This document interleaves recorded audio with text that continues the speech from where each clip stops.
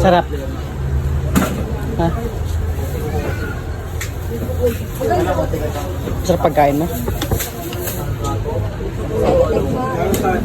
Hi guys. Gusto ko lang mag public apology. Kasi kumain kami dito sa Tapsilugan.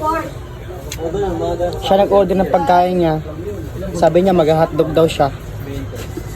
Tapos ako naman ang in-order ko naman is bangus. Kaso nung pagkatapos ng order namin, nung binigay na sa amin yung pagkain, biglang nagbago yung isip niya. Sabi niya gusto lang daw niya bangus.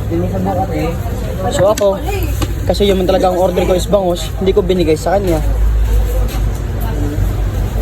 Kaso nagalit siya. Kaya gusto ko lang humingi ng sorry sa asawa ko kasi hindi ko agad binigay yung gusto niya, yung gusto niyang ulam. Kaya humingi po ako ng tawad dito sa asawa ko. Na kahit na hindi ko gusto yung ulam, pinipilit ko pa rin kainin para sa kanya. Habang siya, sarap na sarap sa ulam na in-order ko na dapat para sa akin. Kaya humihingi po ako ng sorry. Na sana pala dapat sinabi niya nung una na kung anong ulam kong gusto. Hindi yung ulam niya. Tapos yung ulam niya hindi gusto, sa akin napupunta.